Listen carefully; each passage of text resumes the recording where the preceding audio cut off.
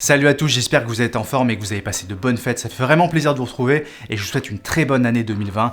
Et je décidé de commencer l'année en parlant de la 4K, parce que c'est vrai que ça devient un critère vraiment important quand on essaye de choisir un appareil photo. Il faut absolument que l'appareil soit filmé en 4K. Pour la plupart du gens, c'est un critère qui est important. D'ailleurs, c'est devenu un standard, vu que la plupart des téléphones filment en 4K, enfin, c'est quelque chose qu'on doit avoir. Et pour ma part, j'utilise quasiment jamais la 4K. 95% du temps, je filme tout en 1080p, aussi bien l'année dernière que l'année d'avant, et cette année, je vais continuer de faire comme ça. Vraiment, la 4K, c'est que très ponctuel. Donc je vais vous en parler un petit peu dans cette vidéo et vous expliquer pourquoi je pense que la 4K, c'est pas forcément nécessaire, même en 2020. Alors exceptionnellement, j'ai filmé cette vidéo en 4K et j'ai uploadé en 4K sur YouTube afin que vous ayez le choix ici pour changer la résolution et pouvoir l'adapter à votre type d'écran, parce qu'un petit peu plus tard, je vais vous donner des exemples en fait, et ça va vous permettre de pouvoir voir la différence sur votre écran, voir si vous voyez vraiment une différence entre la 4K et le 1080p, mais ça j'y reviens un petit peu plus tard. Alors tout d'abord, c'est quoi la 4K? Bon, c'est une résolution qui est plus importante que le 1080p, tout le monde le sait. Il y a plusieurs tailles de 4K, on va dire que sur nos appareils photo, le réglage de base qu'il y a sur les 4K, c'est du 3840 par du 2160. Il peut y avoir aussi du 4096 par 2160, ça c'est plutôt les standards des télé 4K, mais bon voilà, ça tourne aux alentours de 4000 pixels par un peu plus de 2000 pixels, sachant que le 1080p c'est du 1920 par 1080. D'accord, donc la 4K a une résolution qui est 4 fois plus importante que le 1080p, c'est-à-dire que dans une image 4K, on a en fait 4 images 1080p qui peuvent se mettre les unes à côté des autres. Un autre point qui est intéressant à connaître, c'est comment votre fichier 4K va être créé par l'appareil photo. Et là, il y a plusieurs manières de faire en fonction des marques, parce que la plupart du temps, maintenant, les capteurs sont supérieurs en termes de résolution par rapport au 4K, donc il faut avoir une technologie qui nous permet d'avoir le bon fichier 4K. Sachant que par exemple sur un Fuji X-T3, il faut savoir qu'il y a une lecture complète du capteur. En fait, ça crée un fichier vidéo de 6K, et ce fichier vidéo va être sous-échantillonné pour finir en 4K et enregistré en 4K sur la carte SD. Donc, mais en revanche, il y a une lecture complète du capteur. Certaines autres marques ont un crop factor qui s'applique, donc un zoom dans l'image, dès que vous passez en 4K. Et en fait, ça va juste venir lire le nombre de pixels nécessaires pour créer cette 4K. Et le crop factor, des fois, peut être de 1,3, 1,7, 2, ça dépend des marques. Donc regardez un petit peu comment ça fonctionne dans les marques que vous utilisez, sur l'appareil photo que vous utilisez, parce qu'il y a des manières différentes de fonctionner. Pour ce qui est du 1080p, c'est un petit peu différent, parce que c'est du 1920 par 1080, et ça fait environ 2 mégapixels, 2 millions de pixels. Donc sachant que la plupart de vos capteurs font plus de 20 millions de pixels, là ça fonctionne différemment, et en fait, on va venir lire certains pixels sur le capteur, sur l'entièreté du capteur, mais certains pixels vont être sélectionnés pour créer l'image finale. Là, il n'y a pas de sous-échantillonnage qui est créé. Et c'est là où il y a pas mal de différences en fonction des marques, parce que c'est de la gestion électronique en fait, et ça va venir choisir certains pixels. Et il y a certaines marques qui ont des 1080p qui sont beaucoup plus nettes que d'autres. Par exemple, le Fuji X-T3 que j'utilise a une très très bonne netteté en 1080p, beaucoup plus que d'autres marques que j'ai pu utiliser dans le passé. Alors c'est sûr que la 4K présente un gros avantage, on a beaucoup plus de définition, beaucoup plus de détails qui sont capturés dans l'image, donc au final, il y a plus de détails qui sont sauvegardés sur le fichier, et même si on va exporter notre fichier final en 1080p, on aura quand même une image qui aura plus de netteté. En revanche, est-ce qu'on va vraiment voir la différence? Est-ce qu'on va vraiment se rendre compte qu'un fichier a été filmé en 4K ou un fichier a été filmé en 1080p quand on va vouloir le regarder? Et c'est là que je vais vous donner quelques exemples. J'ai filmé quelques séquences vidéo en 4K, en 1080p, mais aussi en 720p. Je trouve que c'est intéressant d'avoir une définition inférieure. J'ai gardé exactement les mêmes réglages, c'est la même scène à chaque fois que vous allez voir, il va juste y avoir plusieurs scènes différentes. Les mêmes réglages, le même objectif, le même appareil photo, enfin rien ne change, juste la résolution va changer. Et à chaque fois sur les clips vidéo, je vais vous mettre une lettre qui sera A, B ou C. En revanche, je ne vous dis pas quelle lettre appartient à quelle résolution. Le A peut très bien être du 720p, du 1080p ou du 4K, c'est à vous d'essayer de deviner. En revanche, sur les différents exemples que je vais vous donner, le A restera toujours la même résolution. C'est juste à vous d'essayer de deviner. D'accord ? Pensez bien à mettre aussi la bonne résolution par rapport à votre écran dans les réglages, c'est aussi pour ça que j'ai filmé en 4K, pour que vous ayez un maximum de choix. Et puis, je vous lance les exemples.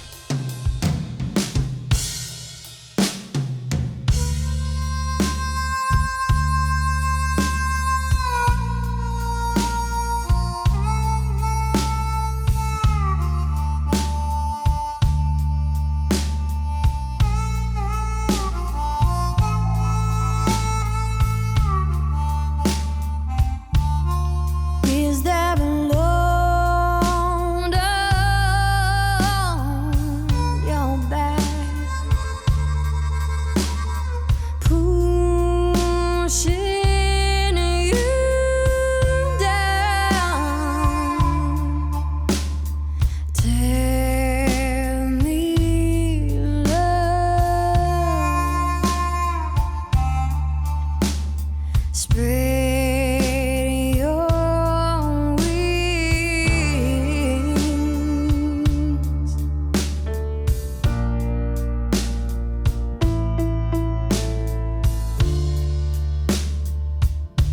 A new day will come again. I promise it will get better. Give it some time. Alors je suis curieux de savoir si vous avez pu deviner quelle lettre appartient aux vidéos 4K, et ce que je vous propose c'est qu'on utilise la zone de commentaires juste en dessous, c'est-à-dire mettez-moi quelle lettre correspond selon vous au fichier 4K, et également si vous pouvez me mettre sur quelle définition d'écran vous avez regardé, si vous avez regardé sur une vidéo, sur un écran en 4K ou sur un écran en 1080p, voilà, je pense que ça peut être intéressant. Pour ma part, je vous donne pas le résultat dans cette vidéo parce que je trouve que le blind test est plus intéressant comme ça, on va voir si tout le monde trouve la même lettre pour le 4K, auquel cas ça voudrait dire que la 4K, il y a un gros écart et on s'en rend compte vraiment, peu importe les supports, ou voir s'il y a des différences. Et en fait, le résultat, je vais vous le donner dans ma prochaine vidéo, donc la semaine prochaine je ferai une vidéo et je vous dirai quelle lettre correspond à quelle définition, et comme ça, ça nous permet vraiment de savoir si la 4K a vraiment autant d'importance en termes de définition sur un média comme YouTube, en tout cas sur un média sur Internet. De mon côté, pour mon utilisation, même aujourd'hui en 2020, je trouve que la 4K n'est pas nécessaire parce que tout mon travail finit en tous les cas sur Internet, que ce soit pour ma chaîne YouTube, que ce soit pour la chaîne YouTube Tone Factory, que ce soit pour des clients qui au final vont mettre ces vidéos sur les réseaux sociaux, qui vont mettre ces vidéos sur des sites Internet. Dans tous les cas, ça passe par la plateforme Internet et dans tous les cas, il y a de la compression parce que si on veut que la personne qui va regarder notre vidéo n'attende pas 5 minutes pour que la vidéo charge, il faut forcément que la vidéo soit compressée, et je trouve qu'on perd dans ce cas-là l'avantage de la 4K. D'un autre côté, la 4K a aussi des inconvénients, ça crée des fichiers plus gros, donc il faut plus de cartes SD sur soi, il faut plus de disques durs pour stocker ces fichiers, et si on crée beaucoup de vidéos chaque semaine, ça devient vite un problème, parce qu'on ne sait plus quoi faire de tous ces fichiers vidéo, de ces disques durs, et puis ça coûte de l'argent d'avoir des disques durs finalement. Et puis aussi un autre inconvénient de la 4K, c'est le temps de montage, parce qu'il faut une machine vraiment très performante pour que le montage soit ultra fluide en 4K. Il y a 4 fois plus de pixels à analyser pour votre ordinateur et du coup le montage est ralenti. Alors je sais, même si on a une machine qui n'est pas très performante, on peut toujours passer par ce qu'on appelle des proxys, pour ceux qui connaissent bien tout ça, et avoir un fichier qui est plus petit pour le montage, qui permet de gagner du temps, mais mine de rien, créer ce proxy, ça prend du temps, et donc pour moi, ça me ferait perdre du temps en fait de filmer en 4K, le montage serait plus long, ou alors je devrais faire des proxys, et du coup ça me prendrait plus de temps. Et quand on fait 3 ou 4 vidéos par semaine, c'est une perte de temps qui est assez importante pour moi. Et c'est pour ça que je trouve que le 1080p, même à l'heure actuelle en 2020, c'est le meilleur compromis pour avoir des fichiers qui sont pas trop lourds, avoir des montages qui sont rapides, mais garder quand même une bonne définition dans l'image. Et je trouve que c'est largement suffisant, en tout cas pour mon travail, étant donné que tout va sur Internet. Dans tous les cas, une chose est sûre, la 4K fera pas de vous un meilleur vidéaste, et si à l'heure actuelle vous avez une caméra qui filme seulement en 1080p, c'est largement suffisant, vous pouvez faire des choses extraordinaires avec. Un très bon réalisateur avec une caméra qui filmerait même en 720p s'en sortira toujours beaucoup mieux que quelqu'un qui a une caméra qui filme même en 8K. Le cinéma de manière générale et de créer des belles images, ça passe pas par la résolution.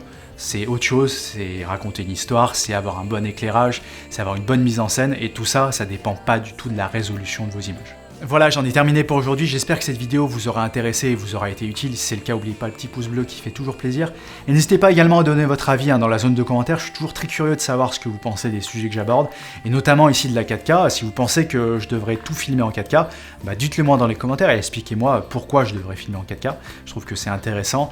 Dans tous les cas, je lis toujours tous vos commentaires, même si j'ai pas forcément le temps de répondre à tout le monde. Tous vos commentaires sont lus et j'apprécie énormément votre implication sur mes vidéos. Voilà, je vous dis à très bientôt pour une prochaine vidéo et je vous souhaite une très bonne fin de semaine. Salut!